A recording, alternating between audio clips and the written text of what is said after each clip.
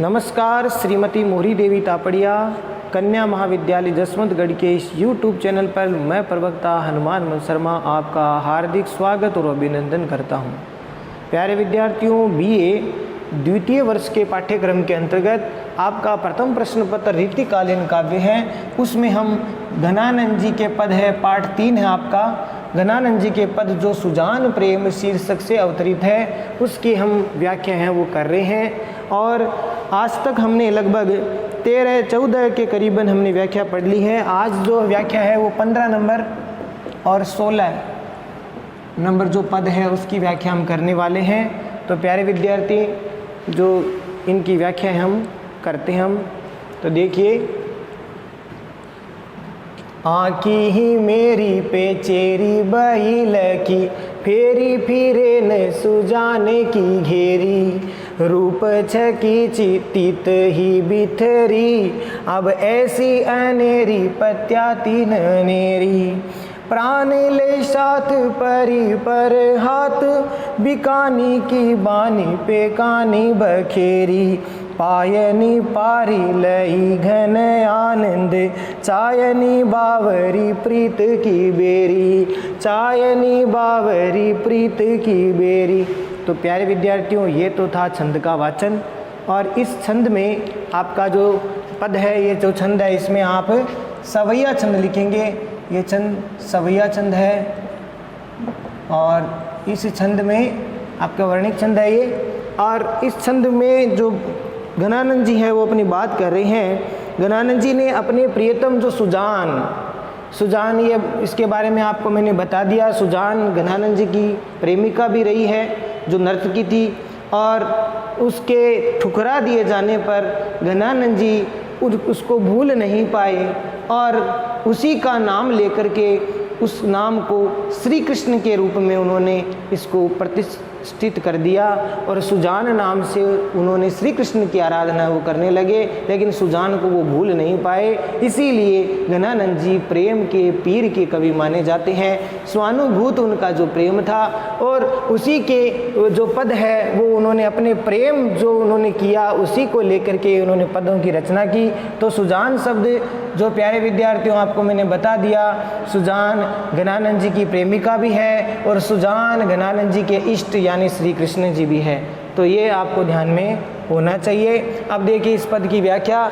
इसमें जो घनानंद जी कहते हैं, कोई विरहिणी जो गोपी या नायिका है वो श्री कृष्ण के विरह में जो गोपी है वो विरह व्यतीत हो रही है, उसका सुंदर चित्रण इसमें किया गया है। तो देखिए यहाँ पर श्री कृष्ण जी की जो रूप छवि है, उसकी रूप छवि पर कोई गोपी है, उसकी जो नेत्र हैं वो इतने आसक्त हो चुके हैं श्री कृष्ण जी की रूप छवि को देखकर कि वहाँ से हट नहीं पा रहे हैं। तो वो श्री कृष्ण जी की रूप छवि को देख करके मोहित हो रही है, आसक्त हो रही है।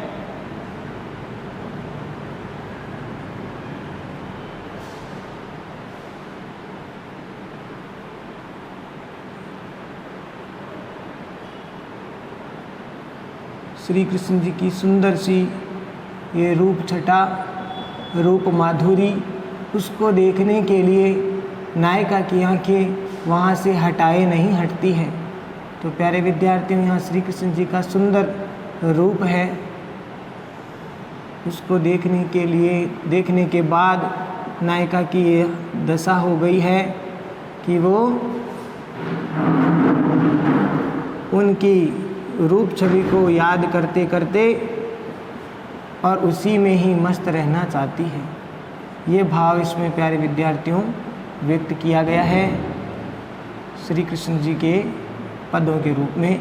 तो उस नायिका की जो इसमें बताई है, नायिका की क्या है, आँखें। तो वो आँखें श्री कृष्ण जी की रूप माधुरी को इस प्रकार से देखती रहती है कि उससे वो हटती नहीं है। तो देखिए प्यारे विद्यार्थियों, हम इसकी अब व्याख्या करेंगे कि आँखें ही मेरी पे चेरी बही लकी, कि नायिका कह रही है, गोपी कह रही है कि मेरी आँखें हैं वो पे चेरी मैंने दासी हो गई है। क्या हो गई है? आपकी दासी बही मैंने हो गई है। और क्या देख करके? लकी मैंने देख करके या उनके रूप माधुरी को देख करके। किसकी रूप माधुरी है? श्री कृष्ण की रूप माधुरी को देख करके गोपी है वो उसकी दासी बन गई है। क्या दासी को क्या दासी बनी है? गोपी की आँखें। गोपी कह रही है कि मेरी आँखें तो श्री कृष्ण की रूप माधुरी को देख करके उनकी दासी हो गई है। तो प्यारे विद्यार्थी, इस पंक्ति का अर्थ आपको समझ में आ गया होगा। और फेरी फिरे न सुजान की घेरी। सुजान माने यहाँ पर सुजान प्रियतम श्री कृष्ण, सुजान प्रियतम श्री कृष्ण।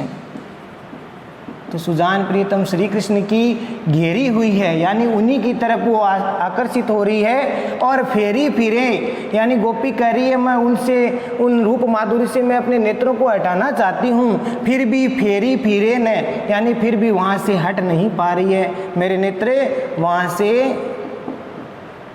से मेरे नेत्र हटाए नहीं हटते हैं। फेरी फिरे न, फेरने पर भी वहाँ से हट नहीं पा रही है, क्योंकि ये सुजान की घेरी, ये प्रियतम श्री कृष्ण की रूप माधुरी की ओर आकर्षित हो रही है। ये आंखें, मेरी आंखें श्री कृष्ण की रूप माधुरी में आकर्षित हो रही है, इसलिए वहाँ से हट नहीं पा रही है, तो उनके रूप माधुरी में घिरी हुई है। और आगे देखिए, रूप की छकी, उन श्री कृष्ण की रूप की छकी। छकी का अर्थ होता है तृप्त होना, ठीक है, तृप्त होना या फिर मस्त होना या भरी हुई, ये इसका अर्थ हो गया श्री कृष्ण की रूप माधुरी कि ये आंखें हैं। नायिका कह रही है मेरी आंखें श्री कृष्ण की रूप माधुरी में तृप्त हो रखी है। तित मैंने उसी ही तरफ, उसी ही बिथरी, बिथरी मैंने फैली हुई है, उन्हीं की तरफ है वो अटकी हुई है, ठीक है, अटकी हुई है। तो यहाँ पर नायिका अपने नेत्रों को बस में नहीं कर पा रही है और वो ये कहना चाहती है कि मेरे नेत्र तो श्री कृष्ण की रूप माधुरी में इतने मस्त हो गए हैं, तृप्त हो गए हैं, मेरे रूप माधुरी में मेरे नेत्र है वो भर गए हैं और केवल उन्हीं की तरफ है मेरे नेत्र है, दृष्टि है वो अटकी हुई रहती है। अब ऐसी अनेरी, अनेरी माने अनाड़ी अर्थात नासमझ, नादान, ठीक है, कि मेरे नेत्र है, मेरी आंखें तो अब ऐसी अनाड़ी या नादान ना समझ हो गई है कि पत्याती मैंने विश्वास ही नहीं है, विश्वास न मैंने नहीं करती है। नेरी, नेरी मैंने किसी और लोगों की या जो समझदार है, ठीक है, तो नेरी अनेरी, नेरी का अर्थ हो गया समझदार, अनेरी का मतलब हो गया ना समझ। तो जो समझदार व्यक्ति है उन पर भी मेरे ये जो आंखें हैं अब विश्वास नहीं करती। तो प्यारे विद्यार्थी, भाव समझ में आ गया होगा कि अब मेरी आंखें तो इस प्रकार से अनाड़ी हो चुकी है, नासमझ हो चुकी है कि अब वह किसी के ऊपर भी भरोसा उसको नहीं है, पत्याती यानी विश्वास नहीं है, भरोसा नहीं रहा है। और आगे देखिए पंक्ति, प्राण ले साथ, ये अपने मेरी आंखें मेरे प्राणों को साथ में लेकर के, ले मने लेकर के साथ, प्राणों को साथ में लेकर के, परी पर हाथ, परी मन पड़ी है, पर हाथ मन दूसरों के, अब दूसरों के किसके? श्री कृष्ण के हाथों पड़ गई है, श्री कृष्ण के हाथों पड़ गई है। और बिकानी की, और श्री कृष्ण के हाथों में पड़ कर के अब बिक गई है, अर्थात अधीन हो गई है। यानी मेरी आंखें श्री कृष्ण की रूप माधुरी में मेरे प्राण हैं उन साथ में लेकर के उन पराये हाथों में पड़ कर के बिक गई है, अर्थात श्री कृष्ण के हाथों में पड़ कर के अब वो बिक गई है, अधीन हो गई है, अधीन हो गई है। और बानी पे कानी बखेरी, बानी माने श्री कृष्ण जी के स्वभाव और उनके व्यवहार पर, तो नायिका कह रही है, कोई गोपी कह रही है कि श्री कृष्ण जी के व्यवहार और स्वभाव पर तो कानी बखेरी, कानी माने लोक मर्यादा, लोक मर्यादा, बखेरी माने भूल गई है, लोक मर्यादा को बिखेर दिया है, मर्यादा भी भूल चुकी है। तो प्यारे विद्यार्थी, ये भाव आपको समझ में आ गया होगा। बखेरी का अर्थ हो गया भूल गई है या फिर छोड़ दी है, ठीक है। तो श्री कृष्ण जी, गोपी कह रही है कि मैं तो श्री कृष्ण जी के हाथों में बिक गई हूँ, उनके अधीन हो गई हूँ, और श्री कृष्ण जी के स्वभाव के कारण अब मैं लोक मर्यादा को भी मैंने छोड़ दिया है। और पायनी पारी, अब मैं उनके पैरों में पड़कर, पैरों में पड़ कर के परिमन पढ़ करके लई घन आनंद है घनानंद कवि कहते हैं कि अब मैं तो उनके पैरों में पढ़ करके क्या बन गई हूँ। लई का अर्थ यहाँ पर दासी से ले सकते हैं, पैरों में पढ़कर उनकी दासी हो गई हूँ। और चायनी बावरी, और श्री कृष्ण जी की रूप आकर्षित में मैं इतनी आसक्त हो चुकी हूँ। ठीक है ना, चायनी का आसक्त हो गया, या फिर इसका अर्थ हो गया इच्छा चाहे कि श्री कृष्ण जी के रूप माधुरी की इच्छा और चाहत में मैं बावरी हो गई हूँ, बावली हो गई हूँ। ठीक है, ये भाव हो गया। या फिर उन्मत्त हो गई हूँ, श्री कृष्ण जी की रूप माधुरी में उन्मत्त और बावली हो गई हूँ। और प्रीति की बेरी, इस प्रकार से मैं श्री कृष्ण जी के जो प्रेम है उस प्रेम की जंजीरों में, बेरी का अर्थ होता है जंजीरों में, श्री कृष्ण जी के प्रेम रूपी जंजीरों में मैं पड़ गई हूँ, प्रेम रूपी जंजीरों से मैं बंध चुकी हूँ। तो इस प्रकार से प्यारे विद्यार्थियों ये जो भाव आपको समझ में आ गया होगा। और इसके साथ साथ इसमें देखो ये अपने आप को प्रेम की, श्री कृष्ण जी के प्रेम की जंजीरों में अपने आप को जकड़ी हुई महसूस कर रही है। कौन? नायिका या गोपी है वो। और विशेष वाले पॉइंट में आप क्या लिखोगे प्यारे विद्यार्थियों? आप इसमें लिखोगे जो सुजान शब्द है वो श्री कृष्ण जी के लिए भी आया है, और सुजान शब्द घनानंद जी की यानी जो कवि है उनकी जो प्रेमिका उसके लिए भी आया। तो ये आप लिख सकते हो। अलंकारों की बात करें तो इसमें अनुप्रास अलंकार है, रूपक अलंकार की प्राप्ति हो रही है, साथ ही साथ इसमें काव्यलिंग अलंकार का भी प्रयोग इसमें हुआ है।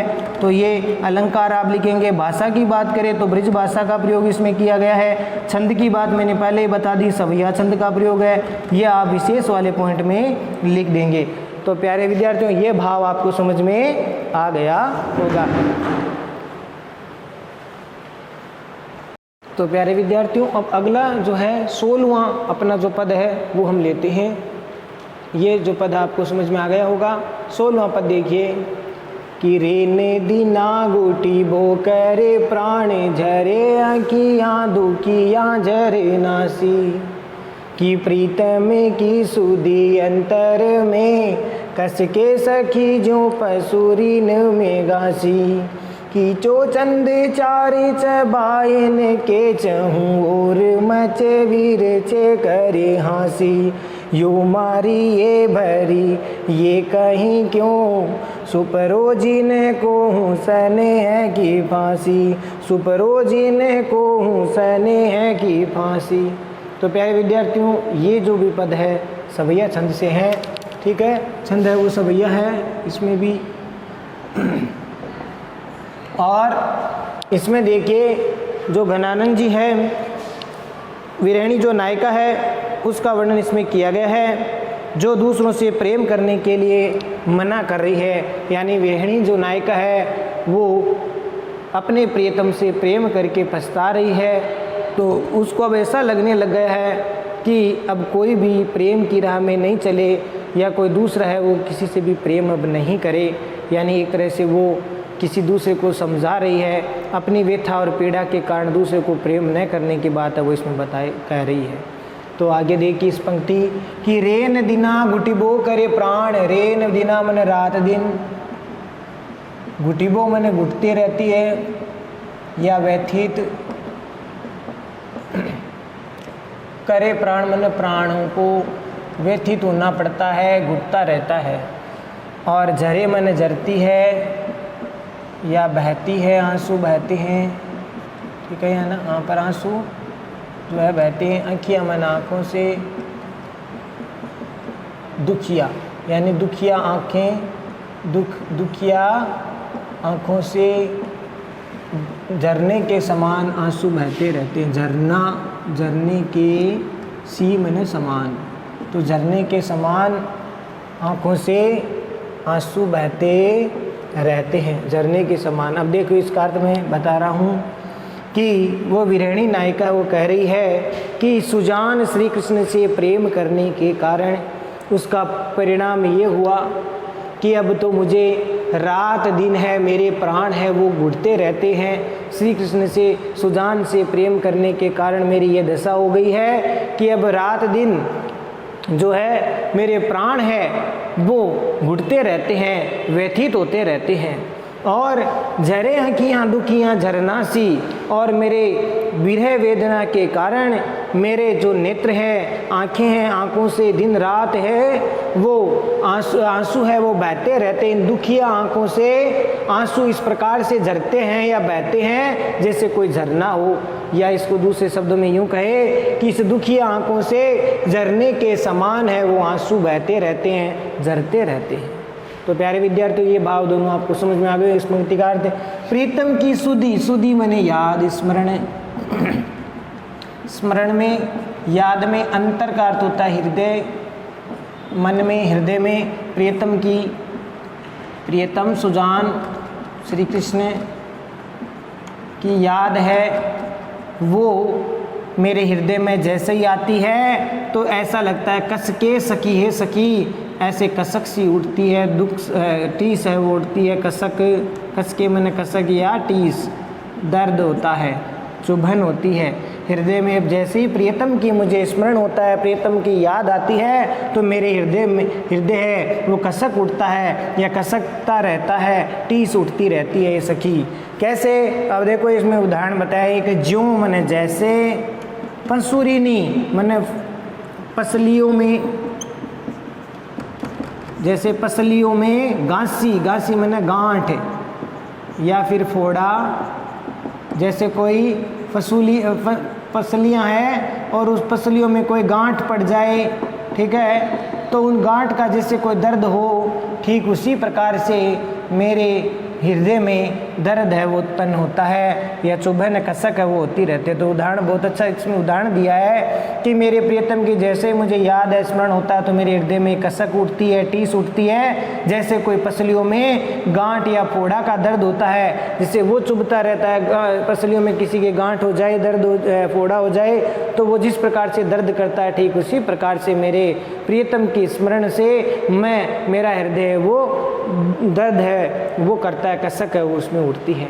चौचंद चार चबाइन के, यहाँ पर चबाइन का अर्थ होता है यानी लोग तीखे व्यंग्य करते रहते हैं, ठीक है, इसका साथ ही अर्थ लेना पड़ेगा। चौचंद चार यानी तीखे व्यंग्य करते रहते हैं, चारों ओर लोग हैं वो उल्टा जो है वो तीखे व्यंग्य करते रहते हैं। कैसे? कि जब मैं प्रियतम के जो प्रेम की जो संबंध है यानी सुजान से या जो मेरा जो प्रीतम है उसके जो प्रेम संबंध को मैं अगर किसी के सामने मैं प्रकट करूं, किसी को बताऊं, तो लोग है उससे मुझे सुख की प्राप्ति तो होगी नहीं, ठीक है, उससे सुख की प्राप्ति तो नहीं होती। उल्टा लोग क्या करते हैं, लोग तीखे व्यंग्य, उल्टा लोग तीखे व्यंग्य वो करते रहते हैं। और चौं ओर माने चारों ओर जो है, चारों ओर मचे मतलब है उड़ाते हैं। क्या? बिरचे मने लोग, करी हंसी मैंने उपहास कर करके लोग उस प्रेम जो संबंध को मैं बता देती हूँ तो लोग उसकी हंसी उड़ाएंगे। सारे लोग चारों ओर मेरे प्रेम की वो लोग हंसी उड़ाएंगे, उपहास उड़ाएंगे। इसीलिए मैं किसी को कह भी नहीं सकती। अगर मैं किसी को मेरे प्रेम संबंधों के बारे में मैं अगर कहूँ तो उससे मेरे को सुख की प्राप्ति तो होगी नहीं, उल्टे लोग हैं वो तीखे वचन मुझे बोलेंगे, उल्टे लोग हैं मुझे तीखे वचन बोलेंगे और साथ ही साथ मेरी हंसी है वो मेरे प्रेम की हंसी है वो उड़ाएंगे। इसीलिए नायिका विरहिणी नायिका विवश है, वो किसी और को कह भी नहीं सकती अपने प्रेम को। यूँ मैंने इस प्रकार से मारिए मैंने मरना, भरिए, मारिए मैंने मरना, मर जाना या मरना, भरिए मैंने उचित है, यानी इस प्रकार से इस तरह से क्या मरना उचित है। कहीं क्यों मैंने कोई क्यों, कोई है वो इस प्रकार से वीर वेदना में व्यथित होकर के कोई क्यों मरना चाहेगा या कोई क्यों मरने के अगर सोचेगा तो वो क्या उचित है, ये बात इसमें कही गई है। यूँ मैंने इस तरह से अगर वो मरने की कोशिश करेगी, विरहवेता से वेदना से पीड़ित होकर के अगर कोई इस तरह से मरना चाहेगी तो वो कहाँ का जो है उचित है, वो कहाँ उचित है। और सुपरो जिन का अर्थ होता है मत, कौ मैंने कोई भी, सने मैंने प्रेम की, फांसी मैंने फांसी, तो कोई भी सुपरों का अर्थ होता है जानबूझकर जो है जानबूझ करके कोई भी नायिका इसमें या गोपी है वो कह रही है कि कोई भी जानबूझ करके प्रेम की फांसी को अपने गले नहीं लगाए, जानबूझकर प्रेम के बंधन में कोई नहीं पड़े, क्योंकि इससे केवल दुख ही दुख होता है। इससे केवल दुख और प्राणों की केवल एक तरह से पीड़ा है वो होती रहती है, हृदय में पीड़ा है वो कष्ट है वो होता रहता है। इसलिए जानबूझ करके जिन सुपरो जिन को स्नेह की फांसी, इसलिए जानबूझ करके इस प्रेम की फांसी को अपने गले पर मत लगाओ या जानबूझ करके इस प्रेम की फांसी में कोई मत पड़ो। अर्थात कोई भी प्रेम मत करिए, किसी से भी कोई प्रेम है वो नहीं करे, क्योंकि प्रेम की जो वेदना है वो अत्यधिक है। इससे हृदय को अत्यधिक दुख को प्राप्त है वो करना पड़ता है, दुख सहन करना पड़ता है। इसीलिए यहाँ पर नायिका किसी दूसरे को प्रेम न करने की बात इसमें कहती है, क्योंकि प्रेम व्यथा में इस तरह से मरना उचित नहीं है और इस तरह से वीर्य व्यथा इस प्रकार से बढ़ जाएगी। इसीलिए कोई भी प्रेम की फांसी में नहीं पड़े।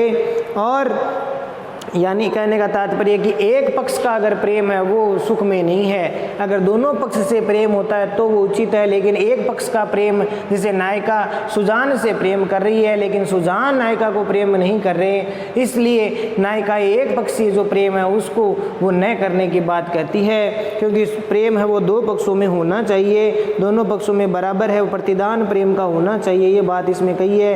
इसीलिए इस प्रेम वेदना को जानबूझ करके कोई गले नहीं लगाए, इस स्नेह की प्रेम की फांसी को कोई भी जानबूझ करके नहीं डाले अपने गले में, या इस प्रेम की फांसी में कोई नहीं पड़े, ये बात इसमें कहना चाहते हैं। तो प्यारे विद्यार्थी, भाव आपको समझ में आ गया होगा। और इसमें नायिका की जो विरह वेदना है और लोकोचार की जो भावना है वो व्यक्त हुई है, या विशेष वाले पॉइंट में लिख देंगे। किस पॉइंट में? विशेष वाले पॉइंट में आपको लिखना है कि नायिका या गोपी है उसकी विरह वेदना वह लोकोचार जो है की व्यंजना इसमें की गई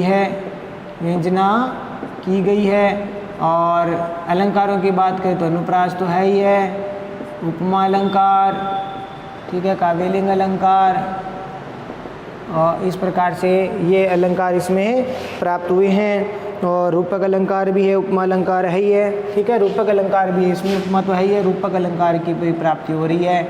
छंद की बात करें तो सवैया छंद है प्यारे विद्यार्थियों, और भाषा की बात करें तो ब्रज भाषा है।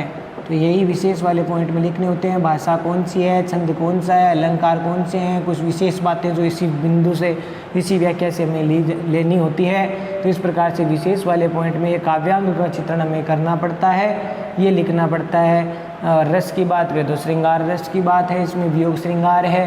तो इस प्रकार से ये हम लिख सकते हैं, किसमें? विशेष वाले पॉइंट में। तो आशा करता हूँ प्यारे विद्यार्थी ये दोनों पद आपको समझ में आ गए होंगे।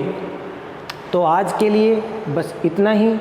अगले वीडियो में घनानंद जी के जो आगे के पद हैं उनको हम लेकर के आएंगे, उनकी व्याख्या हम करेंगे, हम मिल करके पढ़ेंगे, अध्ययन करेंगे। तो प्यारे विद्यार्थियों, इस जो व्याख्या है इन व्याख्याओं को आप पढ़ते रहिए, नोट्स बनाते रहिए, ज़्यादा से ज़्यादा पढ़िए आप और नोट्स बनाइए, और इस चैनल को लाइक, शेयर और सब्सक्राइब कीजिए। जय भारत, जय हिंद।